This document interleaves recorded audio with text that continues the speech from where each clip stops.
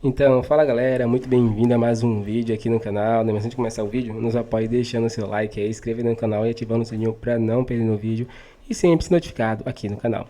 Então galera, vamos fazer aqui uma reação e um corte ali em passo aí, comentando tudo sobre essa vitória do Flamengo aí, que se classificou para as semis, né, da Copa do Brasil e agora enfrenta o Corinthians. O Flamengo venceu o Bahia por 1-0, né, no agregado 2-0 e agora aí se classificou. Vamos ver que a imprensa aí repercutiu tudo sobre esse jogão domingão. Então, sem mais enrolações, fica agora aí com o vídeo. O Flamengo já avançou à próxima fase, venceu mais uma vez o Bahia por 1-0.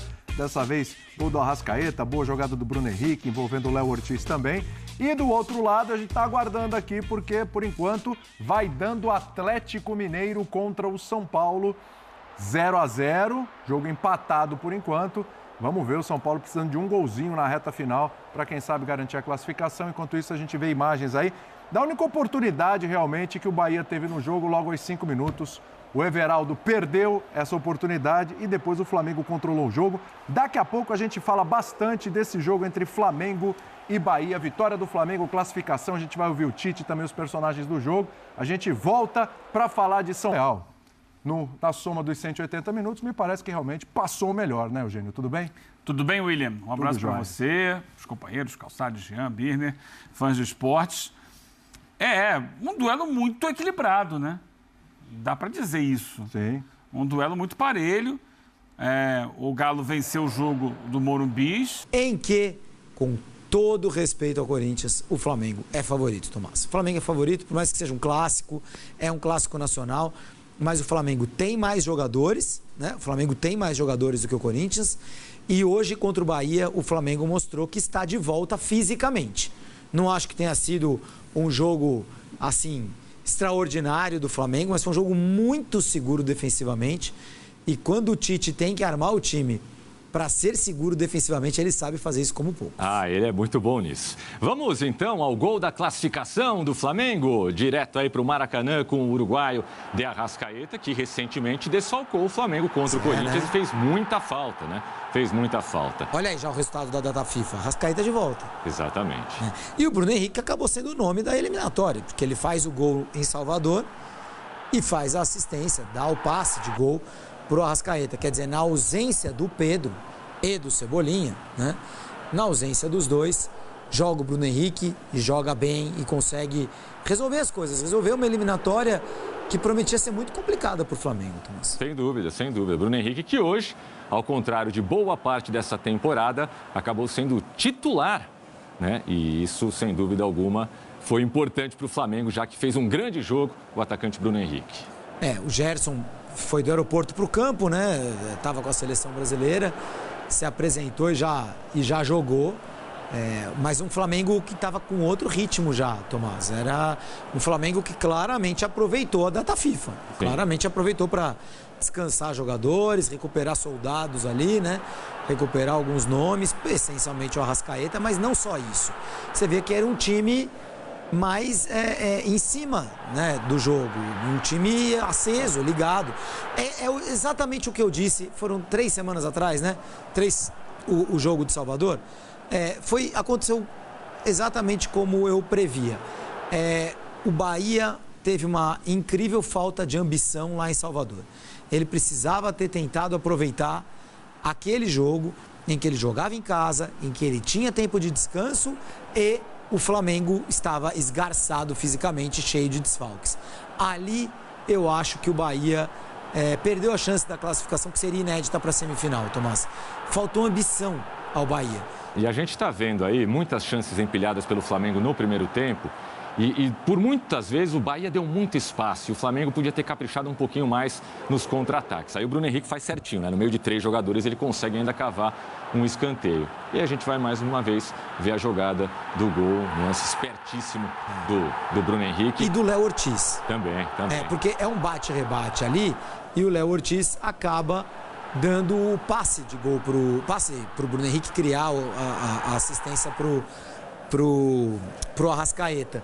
O Léo Ortiz e o Léo Pereira, o Fabrício Bruno, esses caras fizeram um grande jogo, Tomás. E termina nesse momento, Júlio, só cortando um pouquinho o seu raciocínio, lá em Belo Horizonte, Atlético Mineiro 0, São Paulo também 0.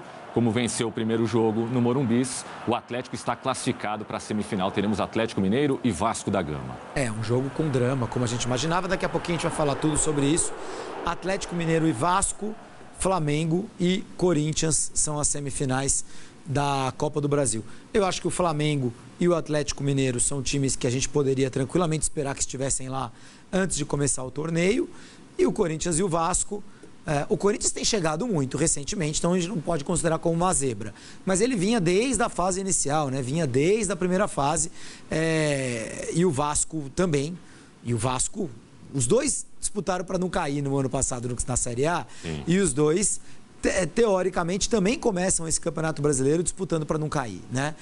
O Corinthians continua lá, o Vasco já se recuperou futebolisticamente falando. Mas são dois favoritos.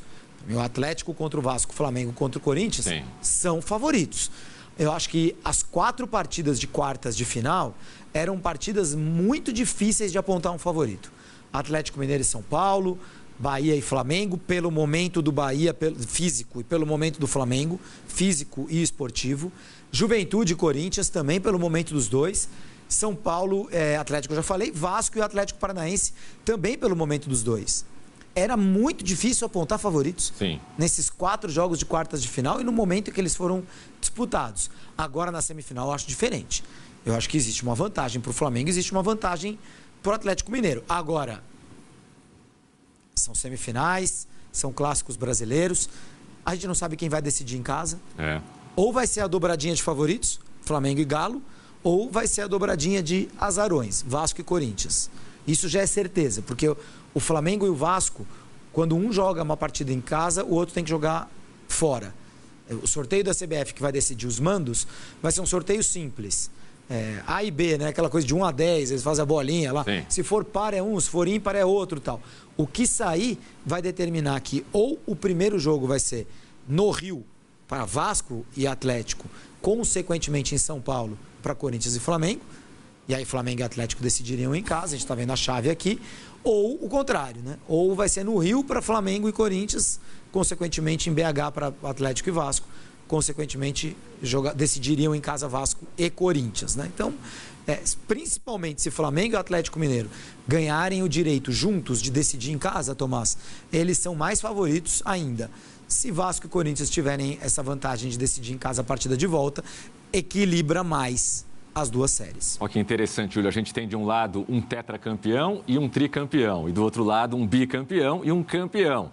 4, Vasco 3, 2, campeão, 1. Atlético bi, Corinthians tri e Flamengo tetra. A gente pode ter 10 títulos, então. A gente pode ter um revival de uma decisão de Copa do Brasil. Flamengo e Vasco já decidiram Copa do Brasil, e sem falar que é um clássico carioca.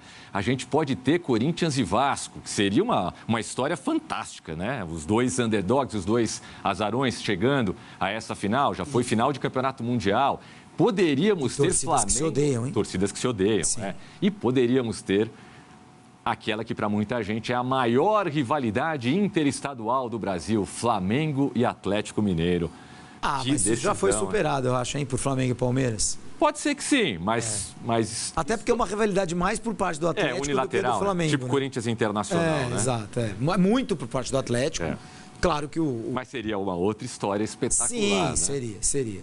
Então é isso, galera. Chega mais um fim de um vídeo aqui no canal. A imprensa aí repercutiu tudo aí sobre essa vitória e classificação do Flamengo frente ao Bahia por 1 a 0 no agregado 2 a 0, né? Agora o Flamengo enfrenta o Corinthians pelas semifinais, né? Mais um jogo aí que o Flamengo vai enfrentar na Copa do Brasil. O Corinthians eliminou o ano passado, né? E pode eliminar mais uma vez o Corinthians esse ano, né? Então o Flamengo aí vai pra cima, né? Vai ter os reforços à disposição, como Alcaraz, Gonçalo Plata, Alexandro. E provavelmente Michel já esteja recuperado, né? Então o Flamengo vai estar completo aí. Já o Corinthians não conseguiu escrever Depay a tempo, então ele vai ter esse desfalque aí, né?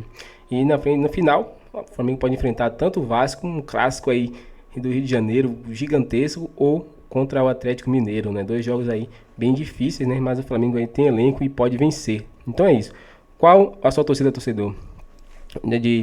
para que seja na final contra o Atlético Mineiro ou contra o Vasco? Comenta pra gente aqui sua opinião, deixe seu like aí, se inscreva no canal e ative o sininho para não perder nenhum vídeo, galera, que aqui vai trazer notícia para você em tempo real sobre o Mengão. Agora valeu e até o próximo vídeo.